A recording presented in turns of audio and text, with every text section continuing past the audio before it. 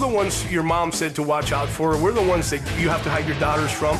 Everybody's gonna want to be an outlaw biker. Labeled by authorities as the most vicious outlaw biker gang in the country. Bottom line is I will be your best friend or your worst enemy. If you step on my toes and don't apologize, I'm gonna confront you. They are the Mongols, and they're like no other gang. They have a code of conduct, an expectation of each other that they will suffer no slight. Who the f are we?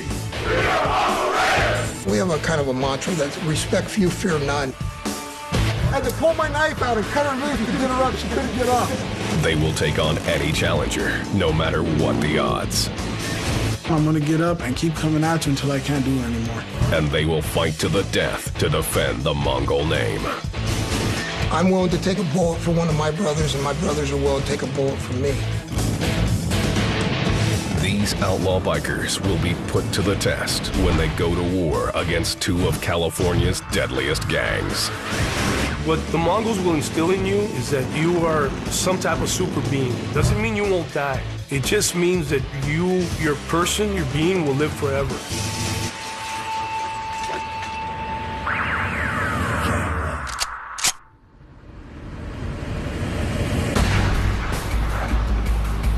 Commerce, California, November 1999. 7 miles east of Los Angeles. 42-year-old Daniel Herrera went looking for his wife at Niños, a local bar. He found her inside, hanging out with members of the Mongols Motorcycle Club, or Mongols MC, and ordered her to come home with him. But Herrera's wife wasn't ready to leave. Los Angeles DA Max Huntsman prosecuted the case. He used an expletive and said something offensive to the Mongols in the course of arguing with his wife. The Mongols got upset about that. It didn't matter to them that Herrera, a father of 3, had no gang affiliation. He crossed the line of no return when he'd insulted them. There is something worse than death, and that is disrespect. I don't care if you give me respect because you fear me or because you like me, but I want respect, and I'm going to get it in one way or another. To pay the price for his disrespect, Herrera would come face to face with the Mongols' brutality. Several Mongols, led by Adrian Gutierrez, chased Herrera outside the bar. They cornered him in an alley and savagely beat him. Gutierrez dealt the final blow, digging a knife into Herrera's back until he drew his last breath. It was particularly brutal. It wasn't just a quick stab wound and they run away or something. It was multiple gang members beating him in multiple places over a fairly long period of time. The crime bore all the hallmarks of a classic Mongols attack. Spontaneous, merciless, and deadly.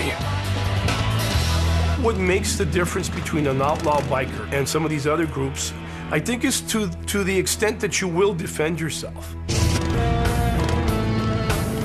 With only an estimated 1,000 members across the country, the Mongols are a relatively small organization.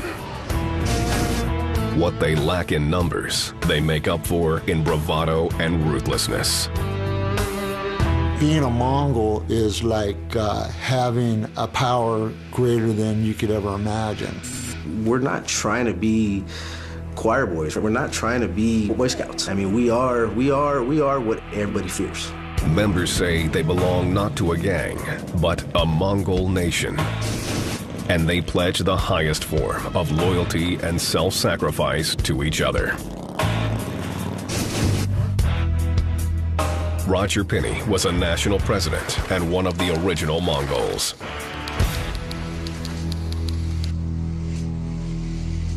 This was a family deal. That's what the Mongols were all about. One huge family. That's where it's supposed to be. I will give my life for this club. You know, don't get it twisted. Anybody out there watching this, I will die to make sure that the brother behind me can live, you know? Formed as an Hispanic alternative to white motorcycle gangs like the Hells Angels, the Mongols have established multi-million-dollar drug smuggling rings, competing with their rivals for a cut of the cocaine and methamphetamine trade. They also smuggle guns and steal choppers. You know, grand theft motorcycle, and they're very good at it.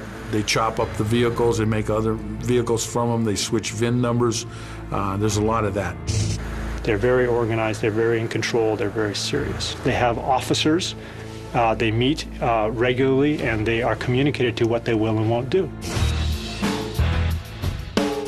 Despite the gang's criminal record, the Mongols' current president, Ruben Doc Cavazos, insists that their activities are all above board. Are there members that do things that maybe, you know, I don't approve of?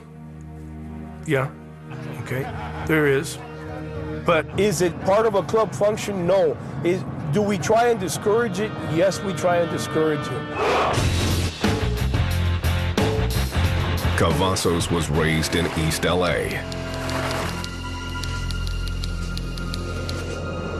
In his youth, he was a member of the Avenues, one of the toughest, most hardcore gangs in California. The Avenues are part of a large coalition of Southern California Hispanic gangs known as Sureños.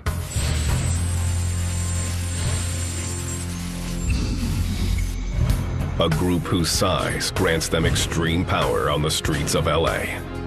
When you grow up in some of these poor neighborhoods, you end up depending on each other, from one gangbanger to the other. It becomes a family to you. Cavazos credits his early years as a gangbanger for giving him the training he needed to run his Mongol army. On the streets, it's all about respect, okay, and lack of. Okay, if you feel disrespected, you're going to take up arms or whatever you have to do to gain that respect. And almost immediately, you got to take up a weapon. There's just no way around it. It's survival. A love of motorcycles drew him to the Mongols. He rose through the ranks and in 2002 took the reins of the club. When I took the club over, it was known as an East LA club. You know, they want to call it a gang, but it's a club. An East LA club, and we're on just about every state in the nation now. And we're also in Mexico, Canada, Italy, Australia.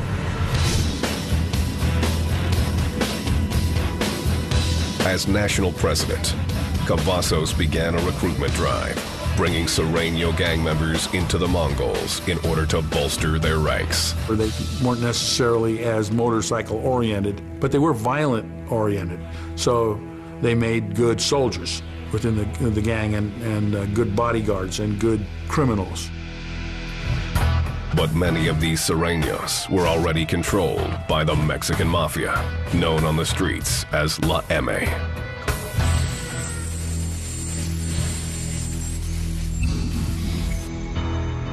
La M is one of California's most notorious criminal organizations, with as many as 50,000 foot soldiers working for them out on the streets. These foot soldiers execute the mafia's orders and pay them a cut from their drug trade. When Cavazos started bringing mafia-connected gang members into the Mongols, he created a web of tangled loyalties. Reporter Chris Blatchford has been covering LA's gangs for 20 years. And there was some question, well, you know, whose side are you on? I mean, that's when the violence started. January 2004. The trouble began in Rosemead, California, a small town 11 miles east of LA. La Sangra, a gang loyal to the Mexican mafia, was running a methamphetamine lab out of a motel room. Profits from the operation were going to the mafia. Several Mongols who were staying at the same motel let their curiosity get the best of them when they walked by the room. They saw something they recognized as drug dealing, and they get into a verbal exchange with the gang members who are running the drug lab, and eventually it turns into a confrontation. After trading heated words, one of the mafia members pulled out a gun and fatally shot one of the Mongols. Police quickly descended on the motel, uncovering the meth lab. The incident infuriated Mexican mafia leaders, who lost $10,000 in the bust. They demanded that the Mongols cover their lost earnings. Mexican Mafia felt that that was an insult to them, that they had lost money had the drug dealing not been compromised. And so they told the Mongols, you owe us some money. Not only did the Mafia order the Mongols to pay for the lost lab, they issued a bigger, sweeping demand. Because many of the new recruits working part-time for the Mongols had ties to the Mexican Mafia, the Mafia demanded a percentage of all the Mongols' drug sales. They see these other Latino kids joining the Mongols as people who have affiliation towards them. The Mexican Mafia went, wait a minute, you're selling drugs and you're working with the Mongols and you're kicking back money to the Mongols? The Mongols are gonna pay us a drug tax. A representative from the Mexican Mafia paid a visit to the Mongols' president, Doc Cavazos. And he says to me, well, you guys need to pay your tío, which is uncle in Spanish. And I said, well, I'm not giving my tío anything. I explained to him that's not what we're about and that we are not giving up a penny. Cavazos later called together his Mongol army to take a vote that would determine the gang's fate. I asked him, what do you want to do? Meaning, do you want to pay them? How do you want to handle this? All at once, they just screamed, no, we're not paying them. When they stand up in unity and say, we'll go to war, it's really something because they mean it. It was a question of respect. Authorities believed it would be a bloodbath. The Mongols, they don't control the whole system the way the Mexican Mafia does. And the Mexican Mafia is very patient and will wait until its opportunity arises, and then, a lot of people will die. The Mongols vowed they would never surrender. And to let you know that a Mongol will always win. A Mongol will always come out on top. I will not lose. If I'm down, I'm gonna get up and keep coming at you until I can't do it anymore.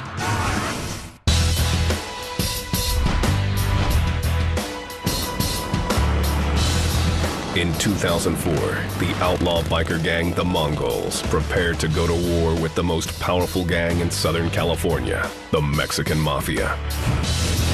You got to remember, these are two giants. These are two giants that they live on pride and respect. And to ask for one or the other to bow down, it's just not going to happen. I love to kick ass. I'll come at you with a smile, but I will fight you just because it's cloudy outside. You know what I mean? That's what I like to do. The Mongols were no strangers to violence. The gang had been at war with their chief rival, the Hells Angels, for decades. It was a war that defined the Mongols' history and who they are today. The Mongols motorcycle gang originated in Montebello, California in 1970, naming themselves after the legendary army of conquerors led by Genghis Khan. In spite of their name, the Mongols had humble beginnings. Barred from joining the Hells Angels due to their Hispanic heritage, a half-dozen came together to form the gang. The original credo of the Mongols, that they were guys riding Harleys. That's really the genesis of it. Like many of the original Mongols, former President Roger Pinney was a Vietnam veteran. Most of us had post-traumatic stress, but we didn't want to admit it because we wanted to forget about it, and we were like disgraced. We were spit on when we came back in the airport. We were looking for a niche. A lot of these people haven't got families, so it's a family. At first, their goals were simple: ride together, party together, and rebel against society. But they weren't just friends bucking convention. The gang quickly attracted members with criminal tendencies, and soon the label outlaw stuck to them. Reports of stabbings, shootings, and statutory rape followed the Mongols wherever they rode. As they grew in numbers, the Mongols began to encroach on the Northern California territory of the Hells Angels. Soon, these disaffected war veterans traded one battlefield for another as they went to war over turf with the Angels. It was a fight that started over a black and white patch. A Mongol's proudest possession is a patch displaying their club colors. Worn on their vests, it's split into 3 pieces with their logo in the middle. Over the top, it says the name of the gang, and on the bottom, it says where they're from. The Hells Angels claimed all of California as their territory and declared ownership of the state on their patch. Starting in the early 1970s, the Mongols also wanted to claim California and put the state name on their patch. The move infuriated the Hells Angels. Well, the Hells Angels came to the Mongols and said, you need to take it off. And obviously that didn't go well with the members of the Mongols Motorcycle Club. And they basically told them, you know, F off. That's how the first war started. Clashes between the 2 gangs escalated from barroom skirmishes into bloodier and deadlier reprisals. They're going to go from fighting on the street in drunken brawls to stabbing each other. From there, they're going to go to shooting each other, and from shooting each other, they'll go to bombing. Nothing would be off limits in the 2 gangs' fierce struggle for power. Summer 1977. The Mongols held a funeral for 2 of their own killed outside San Diego by the Hells Angels. Just before the ceremony began, someone dropped off a bouquet of red and white carnations, the Hells Angels colors. He sets him up near the deceased and proceeded down the street. Before anyone can do anything about it, the car that he had drove up in exploded. 3 Mongols were injured in the attack. 2 months later, the Angels struck again, setting off another bomb, this time in a Mongol's bike shop in Los Angeles. Somebody sent a motorcycle tire in there to have a flat fixed. Unfortunately, the only person working was the kid brother of a Mongol member. When the kid was changing the tire blew up. It blew up the whole building and killed the kid. The Mongols retaliated. At a biker bar in Lemon Grove, California, 126 miles outside LA, 4 Mongols attacked and killed a ranking member of the Angels. Soon after that, the Mongols executed a Hells Angels chapter president. The executions of 2 higher-ups in the Angels organization set off shockwaves throughout the biker communities.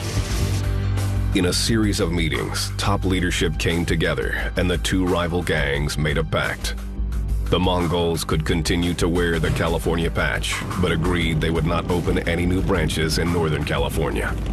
The Angels would leave Southern California to the Mongols. After a decade of bloodshed, the brutal turf war was over. But the constant battles had drained the Mongol nation of resources, men, and morale. By the early 1990s, their ranks dwindled to about 100 members, an all-time low. The smart money was that they were on their way out. Realizing that they were on the verge of extinction, the Mongols relaxed their recruitment standards to disastrous results. In 1998, an agent with the Bureau of Alcohol, Tobacco, and Firearms was able to infiltrate the gang. For the next 2.5 years, the ATF built their case against the Mongols. In May 2000, more than 650 law enforcement agents raided the homes and offices of Mongol gang members throughout California, Colorado, Oklahoma, and Georgia. They came to everybody's house and they threw their flashbang grenades and they yanked people out of their homes and what have you. The operation nabbed 42 gang members on charges of arson, extortion, drug dealing, and murder.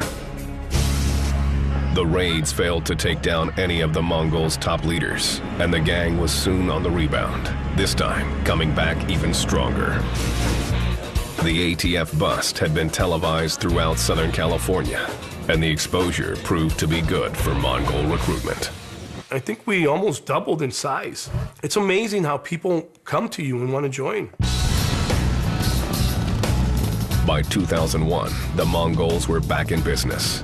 Their rapid growth had them again looking to expand north, a move that was forbidden by their truce with the Hells Angels. We wanted to start a chapter of the Mongols in San Jose, California. The Hells Angels were claiming Northern California as all theirs. According to them, that was their territory. We were to stay out of it. The Mongols ignored the treaty and opened the branch, reigniting the two gangs' long simmering rivalry. Soon after we started the San Jose chapter, we were having these little skirmishes with the Hells Angels, little boxing matches here and there. After a while, communication was cut off, okay? When one side no longer wants to negotiate or speak, you can bet there's trouble coming. Laughlin, Nevada, April 27th, 2002. Tens of thousands of bikers from across the country descended on this casino town on the Arizona-Nevada border for the annual Laughlin River Run. The Mongols and the Hells Angels had arrived in full force, but were keeping a safe distance from each other, staying at hotels on opposite ends of the Strip. Until the night of April 27th, when the Hells Angels came looking for a fight. A group of angels went to drink at Harrah's, the Mongols hotel. The casino's surveillance camera caught their entrance on videotape. Roger Pinney, the acting president of the Mongols, was on the casino floor with then Sergeant-at-Arms Ruben Doc Cavazos and dozens of Mongol foot soldiers. I went over to Doc and I says, we need to defuse this problem before it happens, and he said, I think it's already too late. According to Pinney, hoping he could ease the tension, he ventured into the swarm of angels, his every move captured on surveillance tape. And I started to make a communication which started to work, and I was talking to them, and actually we were laughing. Suddenly, one of the Hells Angels, or HAs, lunged at a Mongol across the casino floor. The two gangs erupted in a sea of violence. I grabbed an HA to pull him off another Mongol, and I was stabbed 4 times. Pinney went down, while all around him, Mongols and Hells Angels continued attacking each other with hammers, knives, bar stools, and beer bottles. Within minutes, police stormed the casino and ended the brawl.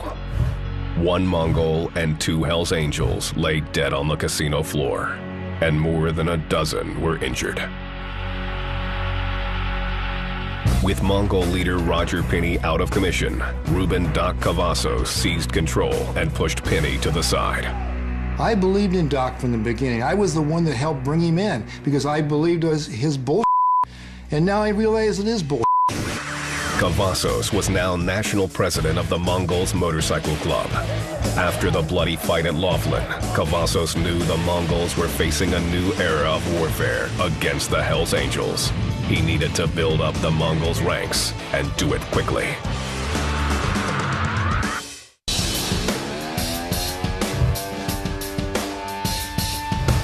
LA, 2002. After a decade-long truce between the Mongols Motorcycle Club and the Hells Angels, the two arch rivals went to war all over again. One of them is going to be the victor and one is going to be the vanquished. And whoever wins, of course, will try to expand their territory.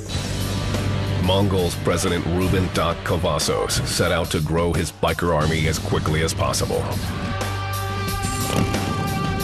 The ranks of the Mongols numbered in the hundreds, while the Hells Angels had thousands of members spread out across the nation. Outmanned by their enemies, the Mongols launched an aggressive new recruitment strategy. Doc Cavazos went back to his street gang roots. He began enlisting part-time members with ties to other Southern California street gangs. And those Hispanic gang members sometimes didn't know how to ride a bike, didn't have a bike themselves. This was a violation of their own rules of conduct. For more than 30 years, the Mongols had a rule that every member needed to own and ride a Harley-Davidson motorcycle. Now, this was being suspended to increase membership. The decision stirred up controversy, and many Mongol veterans, like Tony Vodnik, didn't trust or respect the new recruits. To me, they're not bikers, they're gangbangers. They call themselves part-time Mongols. There's no such thing as part-time Mongols. You're a Mongol 100% or you're nothing. Members who joined the Mongols in the past usually went through a long initiation process. They had to learn the gang's rules and its constitution and perform tasks, some of them criminal, to get patched in.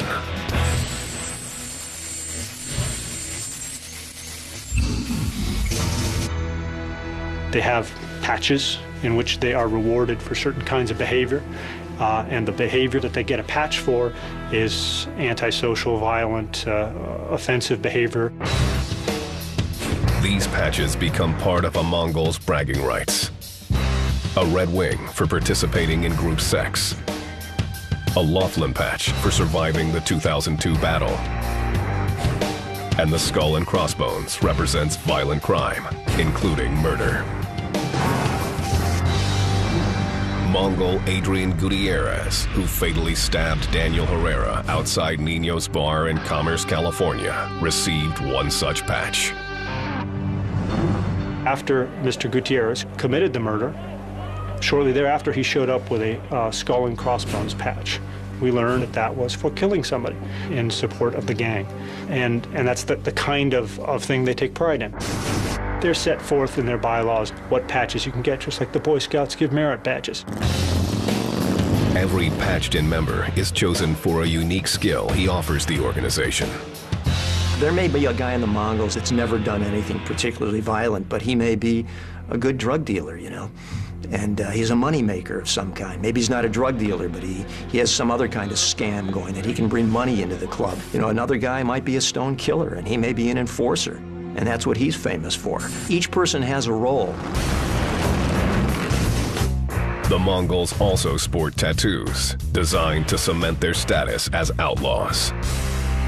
They're out there to commit crimes, and they have these patches and these activities that they do that alienate the rest of the world and tie them in closer to the gang. For many, the gang becomes a virtual family. Family was kind of weird for me, so I found it in other areas of my life. And I've never seen a group of people be as brotherly and loving as the Mongols are. And many members are willing to set aside their traditional family to serve the gang.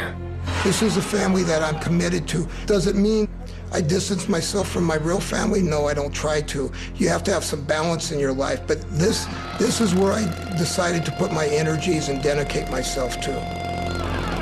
I coach Little League sports, you know? You would look at me and not think that, but you know, like I said, I'm two people. I'm the dad, the husband, the coach, and then once I leave that part of my life, then there's this life, you know what I mean?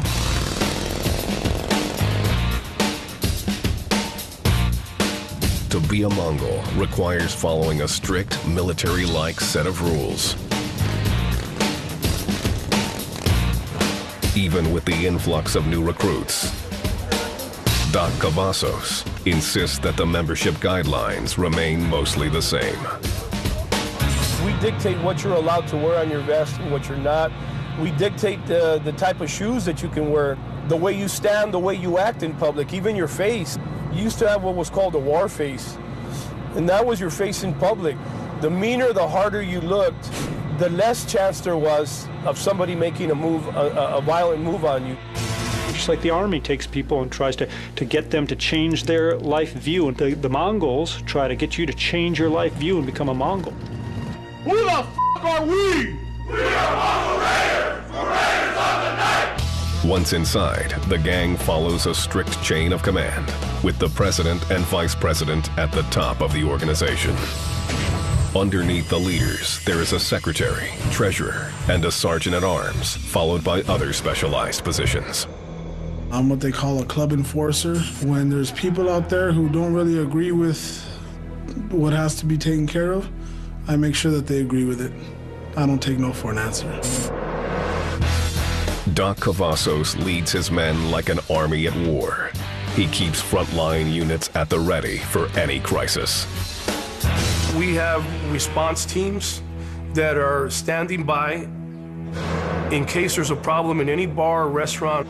If there's a problem, they are to go in there and either save the member that's in trouble or else eliminate everybody who's caused them his death, okay, if that's the case. Cavazos also runs an intelligence unit that gathers information about rival gangs. I'll dress differently, and when the Mongols are headed to a bike function, I would enter it ahead of time, and I will mingle. And I will mingle and find out who's there, what clubs, what people. And I will not let on that I'm a Mongol. It's part of our intelligence. So it's very much like the military. The gang also uses a coded language. After one murder, the Mongols issued an internal alert to evade the police. They put out what's called a Code 55.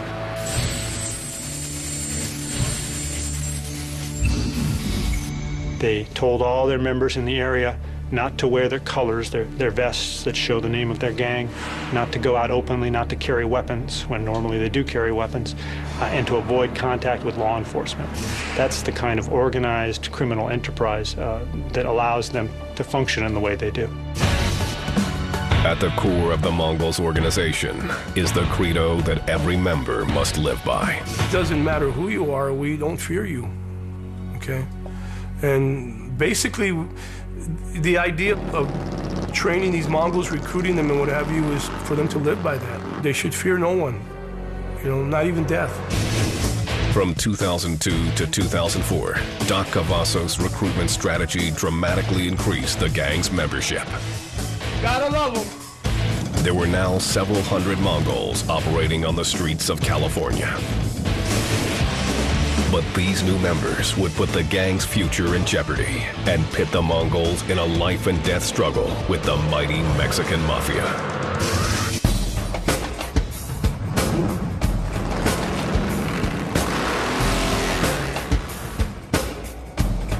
January 2004.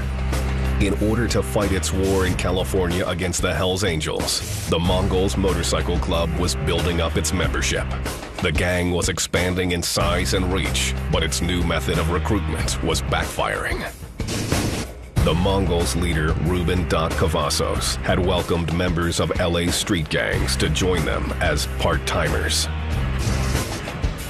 But many of these recruits had ties to La M, or the Mexican Mafia, Southern California's most powerful gang.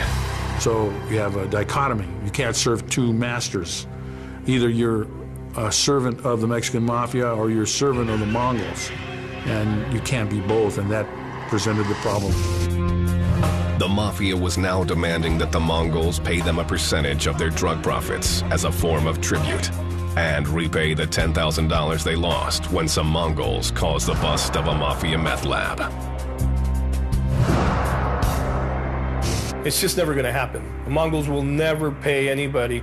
The Mongols will never give anything up to anyone. Yet the Mongols didn't seem to stand a chance against the Mexican Mafia's vast army of 50,000 soldiers, who police consider the most lethal gang network in the world. They're probably the most active gang and most prolific at killing. They control the streets. Authorities learned about the imminent war and, hoping to settle tensions without a body count, tried to warn Doc Cavazos to back down. Sheriffs used to pull up in front of my house and they used to say, "What are you going to do now, Doc?" You know, meaning, man, you guys, this is going to get ugly, this is going to get serious. And I used to almost be disgusted in that question. What do you think I'm going to do? You know, we're going to stand our ground. We're going to tell them all, screw you. After a series of meetings between the Mongols and the Mexican Mafia fell apart, both sides prepared for war. La Mirada, California, March 2004. Shortly after nightfall, a gunman pulled up to this tattoo parlor, frequented by the Mongols. He withdrew a machine gun from his jacket and opened fire before speeding away. The shop owner was killed and a Mongol was wounded. The Mexican Mafia had drawn first blood and things quickly heated up. If you shoot one of our guys off his bike, we're going to come at you with everything we have. Whatever it takes. Wherever your imagination can go. I would be a soldier for this club no matter what. The Mongols became targets everywhere they went, and gun battles erupted all over East LA. We would be on the freeway, and a black SUV would get on up ahead of us, and when they'd pull up next to us, it would open fire on the motorcycle. There's people shooting at you. There's people trying to, throw you off the road, throw you off your bike. And we gave it back to them. I mean, I got to tell you, I'm not acting like we're just the victims. We're not. When the time came, we gave it back to them. The attacks hit closer and closer to home until the Mongols' own headquarters turned into a battle zone. Our clubhouse would be constant shootouts. It was like the Wild West. Somebody would drive in there. We had one guy drove right in there on a bicycle, on a mountain bike, and opened up on the clubhouse with a fully automatic. Meanwhile, the Mongols were still embroiled in another war with their arch rivals, the Hells Angels, or HAs. The Angels ramped up their own attacks, and Doc Cavazos dodged assassination attempts by both groups. We had members of the club who would come to my house and start my car up for me because they were afraid I was going to be blown up. And they would check underneath it with mirrors. And about that time, they found several sticks of dynamite underneath one of my cars in my driveway. As the pressure mounted, some of the Mongols betrayed the gang credo, respect few, fear none, to save their own skins. It got so bad that I'm told that a lot of Mongols were not wearing their colors around town because they were afraid that the Mexican mafia would see those colors and they would send somebody to kill them. When the war broke out with the HA, we lost maybe 2 or 3 members. When the war broke out with the M, we lost about 20 members. Many of the Mongols' old guard openly blamed Doc Cavazos for the bloody siege. They said that if Doc hadn't recruited part-timers from Sureños gangs, they never would have been at war with the Mexican mafia. Cavazos responded by forcing dissenters like veteran Roger Penny out of the gang.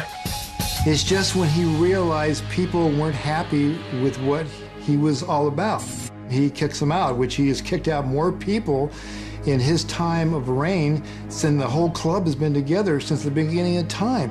And this is a prime example of what's going on right to this day. The war was tearing the Mongols apart, but Cavazos refused to cave. Well, if a shootout is what somebody wants, a shootout is what we'll give you. It got to a point where the characters who were originally involved, moved out of their homes, okay, because, I guess they feared that Mongols were coming by their house all the time. The Mongols were managing to stand their ground. But with 2 ongoing wars and growing dissension within his own ranks, Cavazos faced an uncertain future. I don't even want to say what might happen to this man. If he ever gets locked up, he's gone. The man is gone.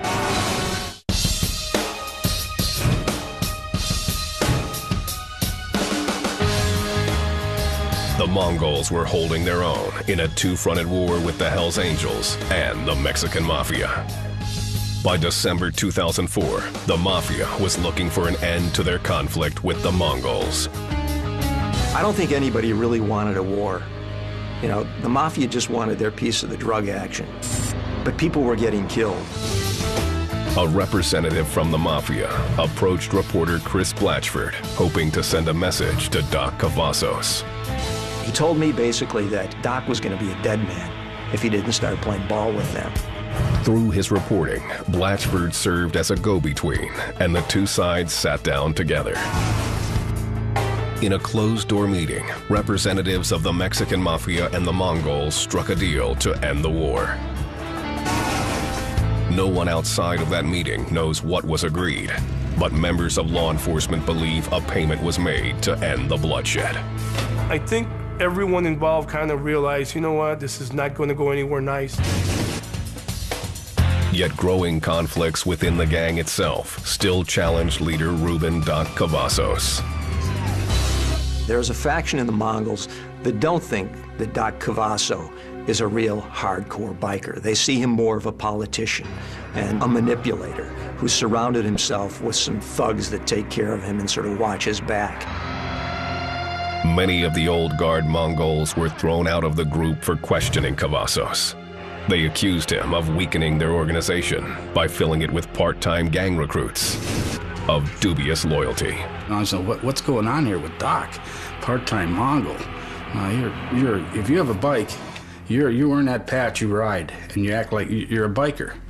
You act like you conduct yourself as a biker. There's, I'd say, hundreds of brothers would like to come back, but they're never going to do it as long as Doc is in control, because they're not going to put up with it. We just have this, as far as I'm concerned, disease right in the middle of there still.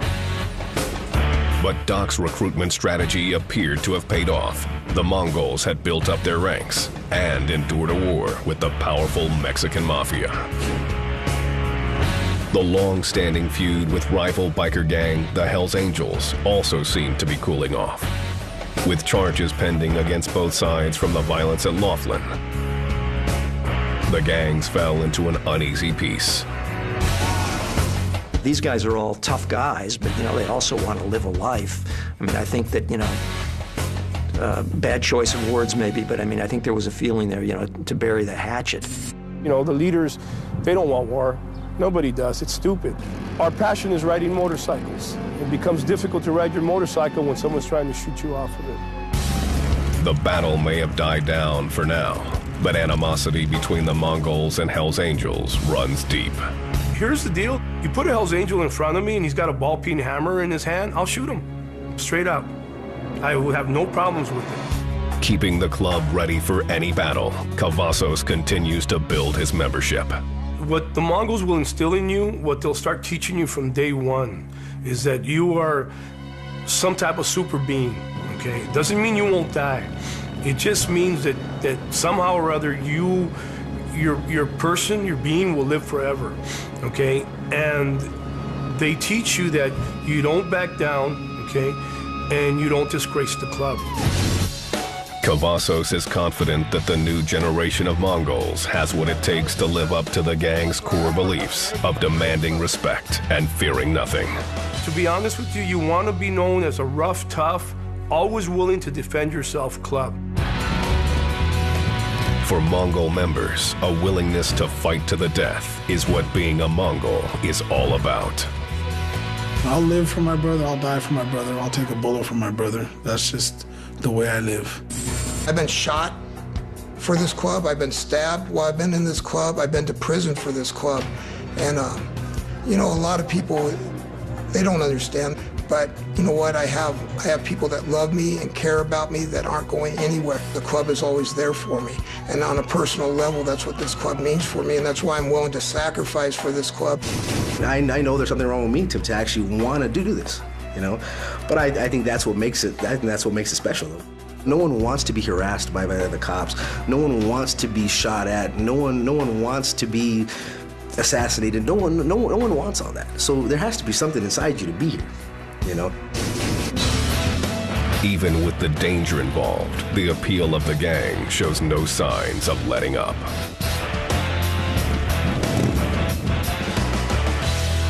I think the public is readily available to accept the myth about outlaw biker gangs, that they're pretty neat guys on the open road on bikes, boom, boom, boom, boom. But if you ask what crimes they've committed, I think everything, murder, extortion, drug dealing, rape, the list goes on. The Mongols, it seems, are here to stay. We won't stop coming. We're the Mongol nation. We will continue to do what we do no matter what. No matter who tries to stop us. The last time they tried to stop us, we got bigger. So every time they try to stop us, we're going to get bigger.